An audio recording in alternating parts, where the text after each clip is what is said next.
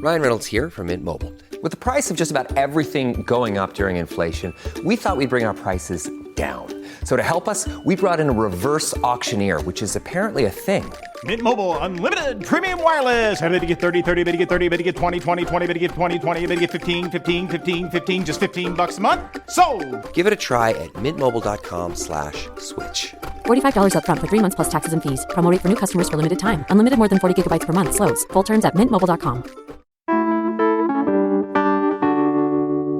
Today on CityCast Portland, we're revisiting a conversation we had earlier this year with We Shine, a nonprofit that builds and runs the microvillages in our city. They were unfortunately recently burglarized during the final phase of construction of their latest village in the Hosford Abernathy neighborhood. They lost about $10,000 in equipment, which included air conditioning units for their newest pods. On the show, we talk a lot about our city's housing crisis and how sometimes the combined efforts of our state, county, and city can feel fragmented and hard to track. But these microvillages have been proven effective in moving people into permanent housing. So you'll be hearing Executive Director Jan McManus and Facility Coordinator Hunter Burkett share how their model of transitional housing is working and how it fits in with all the other moving pieces of our city and county's housing initiative. This was a key conversation in helping me understand how all the pieces fit together, so I hope it does the same for you. It's Monday, July 22nd. I'm Claudia Mesa, and this is what Portland's talking about.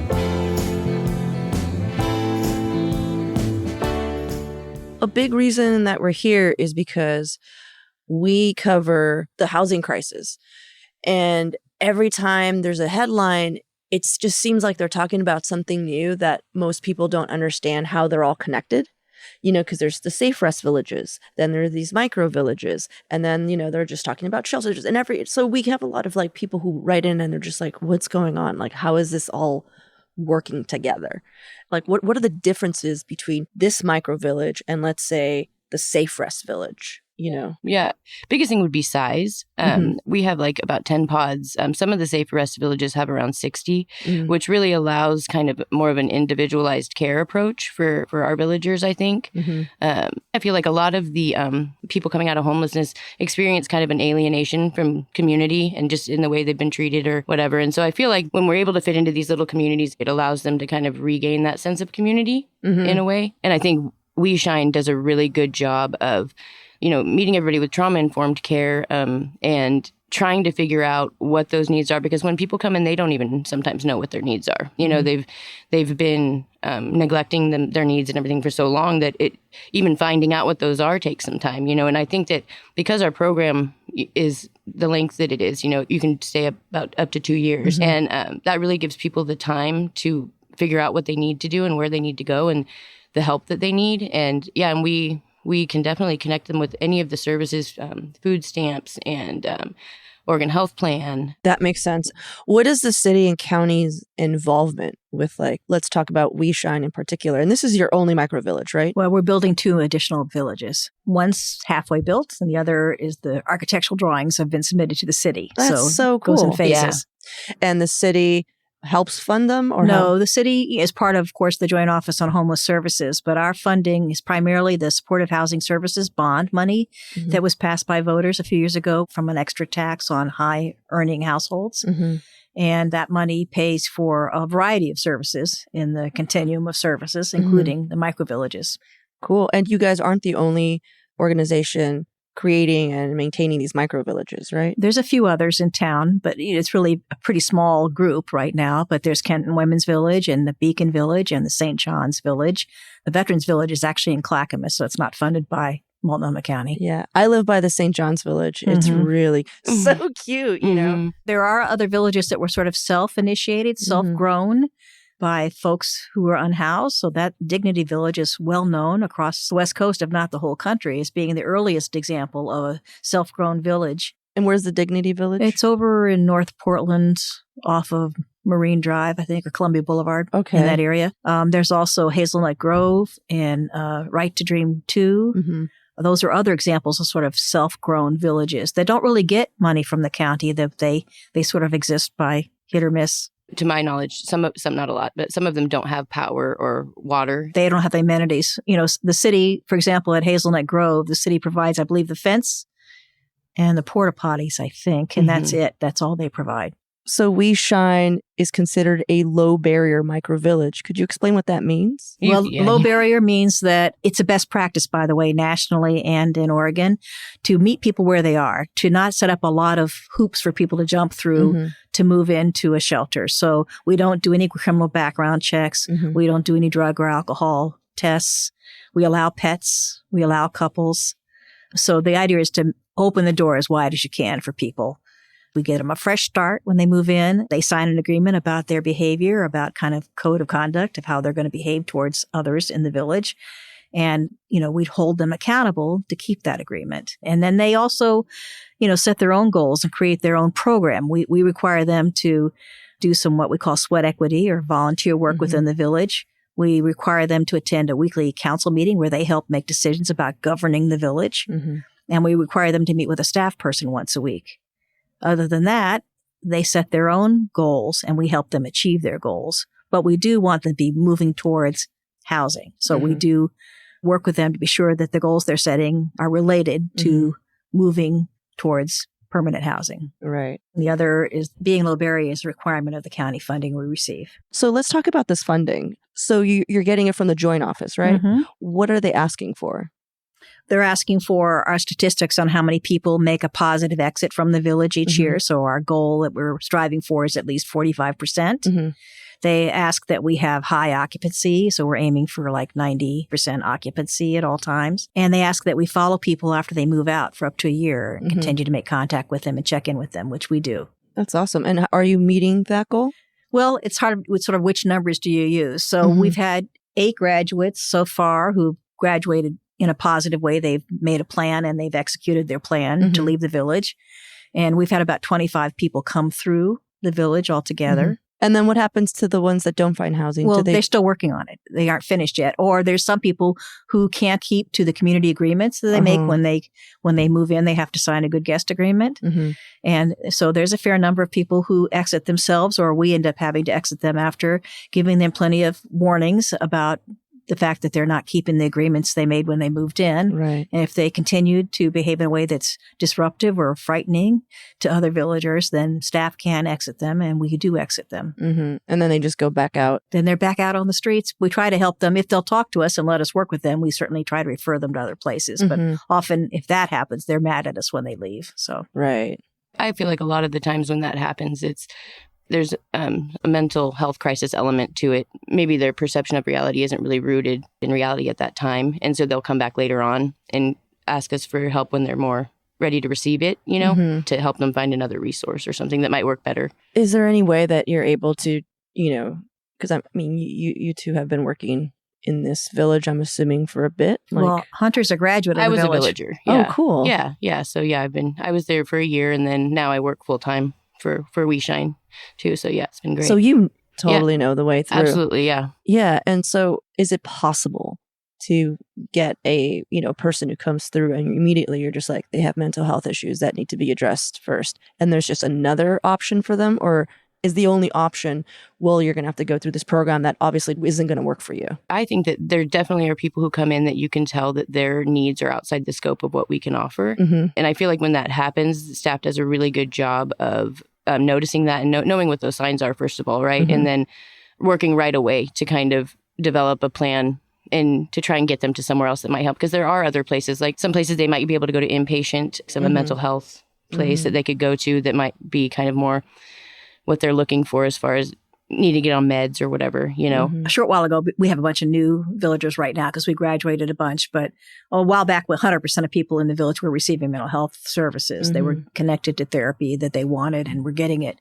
But certainly that's something that we work very hard to do, also to reconnect them to primary care. And if and when they're willing, if they have been using illegal drugs, we also want to try to connect them to substance abuse treatment.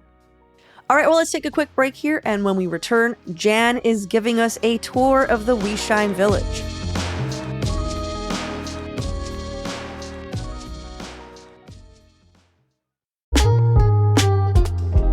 Making the right senior living choice is more than just a simple move for your parents. These are long-term care plans. You need solid information and the right person to walk you through each step of the decision-making process. And Lynn Smarges is that person. She's a trusted senior advisor and placement specialist that works tirelessly to ensure your loved ones find the best care tailored to their specific needs and preferences. From independent living and assisted living to memory care, Lynn guides you every step of the way, offering advice, valuable resources, and unwavering support. She researches the retirement communities which best fits your senior family members' circumstances. Not only that, she sets up the appointments to tour these communities and walks her families through each tour, advocating for them. You can rely on Lynn to offer your family the care and compassion you need during your senior living journey, because sometimes you just need that extra hand.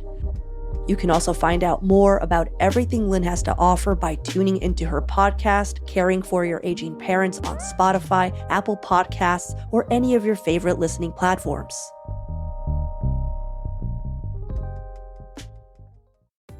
Hi, I'm David Plotz, the CEO of CityCast. The best way to learn a language is immersion, living where the language is spoken and using it every day. That's how I learned French as a kid. But if that's not in the cards for you this year, you can still learn a language the second best way, and that's with Babbel. I live in a city with a huge immigrant population. You probably do too. And in my hometown, a lot of my new neighbors speak Spanish as a first language, and we have lots of great Mexican and Central American and South American restaurants and stores. I wanted to be able to communicate just a little bit better with some of my neighbors. So I started with Babbel, the science-backed language learning app that actually works. And after just a few extremely enjoyable weeks learning Spanish with Babbel, I've already gotten comfortable ordering at a restaurant and eavesdropping on my girlfriend's conversations with her mom. Look, learning a language isn't always easy, but with Babbel it is fun and it feels useful, basically immediately. That's why Babbel has over 16 million subscriptions sold. Plus, all of Babbel's 14 award-winning language courses are backed by their 20-day money-back guarantee.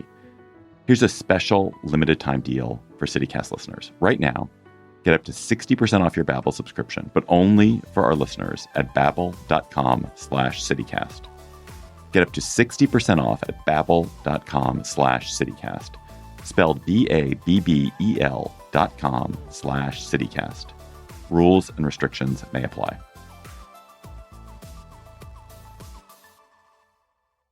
This podcast brought to you by Ring. With Ring cameras, you can check on your pets to catch them in the act. Izzy, drop that. Or just keep them company. Aw, I'll be home soon. Make sure they're okay while you're away. With Ring. Learn more at ring.com/pets. So the villagers designed and painted the decorations on the fence. Nice. And these the bedding plants around the perimeter of the fence was another project done by villagers in cooperation with the Bureau of Environmental Services, who donated more than $2,000 worth of native plants. Oh, nice. And the villagers maintain those beds by watering them, when they need water. Cool. Weeding.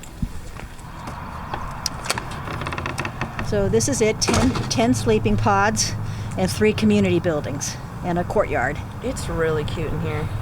It feels really nice. I love all the paving stones. The paving stones. It's very wheelchair accessible that way. Mm-hmm. And we have a catio over there, so one person has 2 cats. And right now we have 1 dog in the village. We've had more at times. Cute. But I just love that there's private outdoor areas, but it's everybody has a personal front porch. Yeah, and then there's also a communal, we can hang out here. You can't really tell right now, but behind the pods there is a dog run that the villagers built because we only allow pets on leashes inside the village, so they needed a place where they could run around a little bit, so there's a dog run back there. What's his dog's name? Zeus. Zeus. Ooh, Zeus.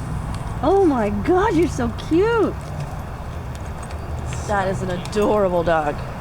So we have 2 pods we're interviewing applicants for right now. So this is an empty pod.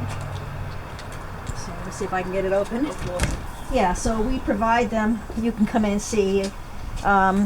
We provide them with some storage containers, an air conditioner, a heater, a welcome bag, a foot locker, a bed, mattress, sleeping bag, curtains, linens, bath linens. So pretty much everything.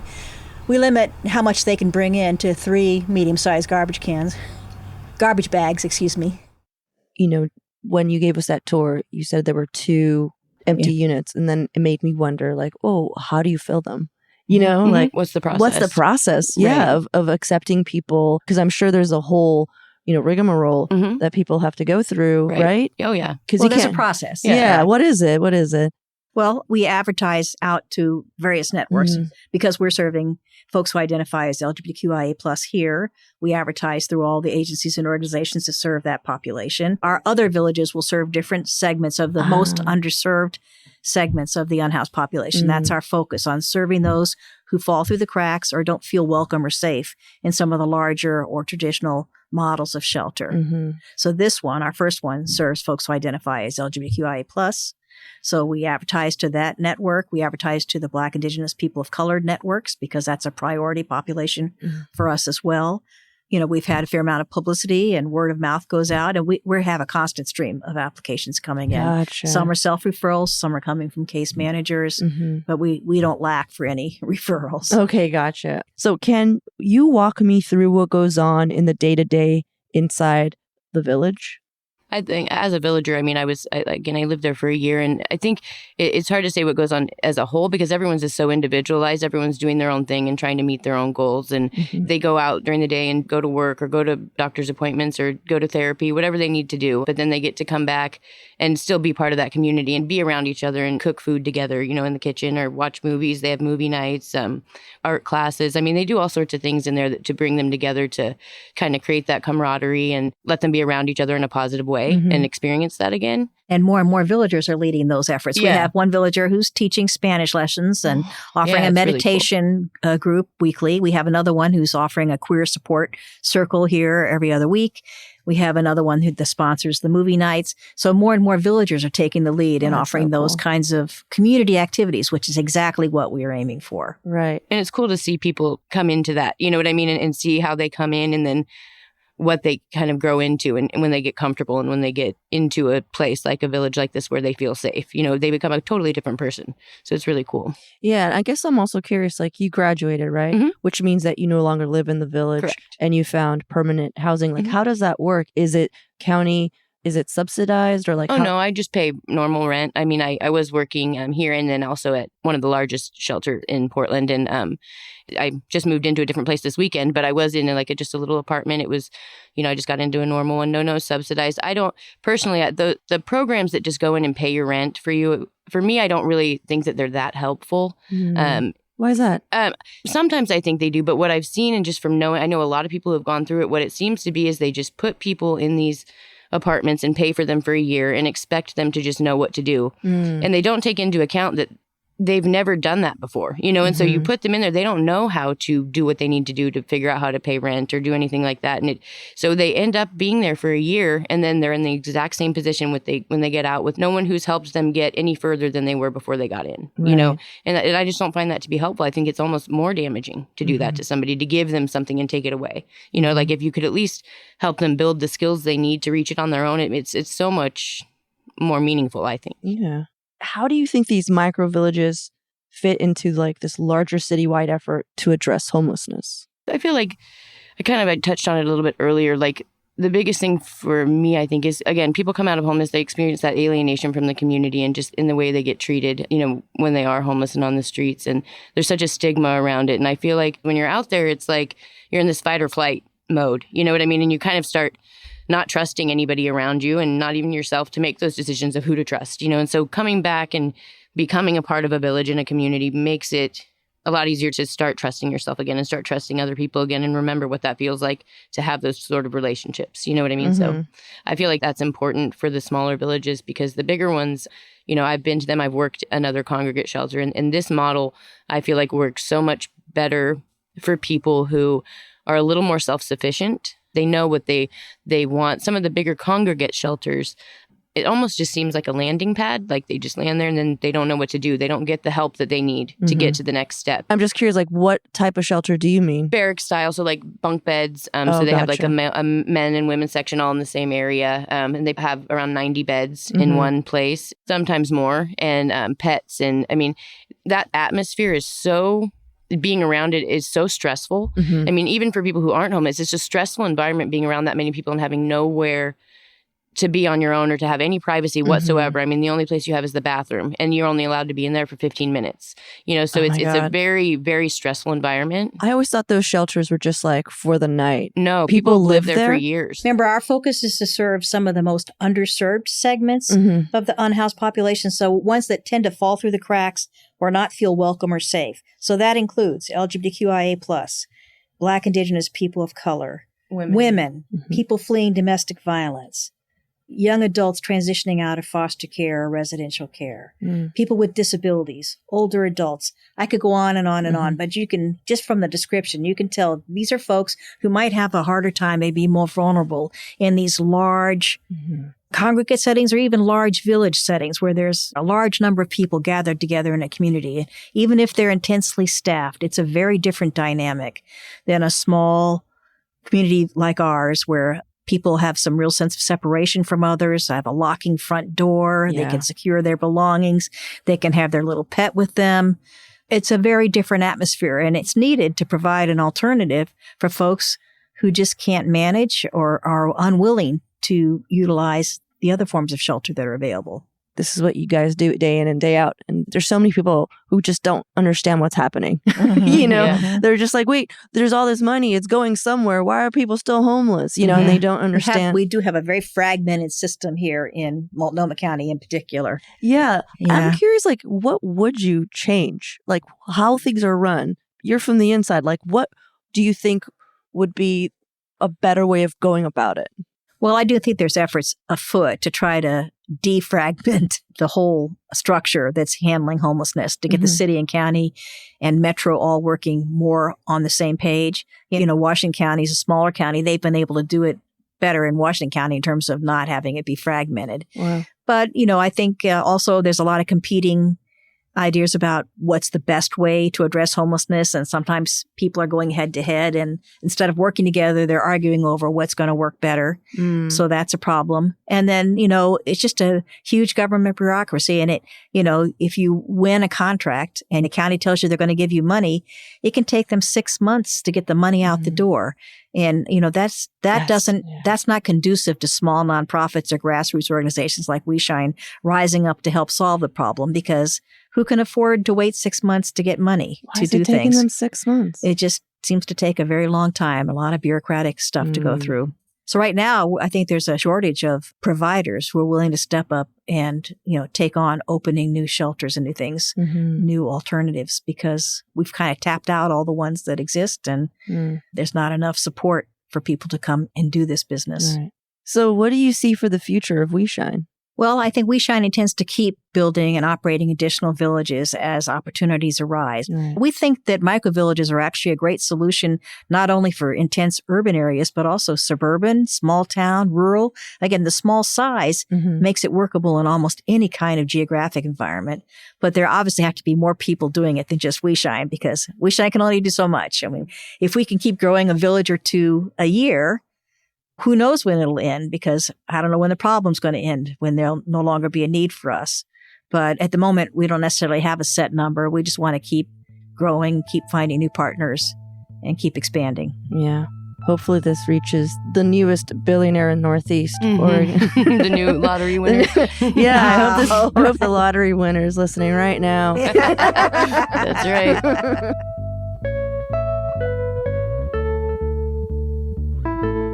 If you'd like to help We Shine recoup some of its losses from the break-in they experienced last week, you can make a tax-deductible donation at WeShinePDX.org. I'll also throw a link in our show notes.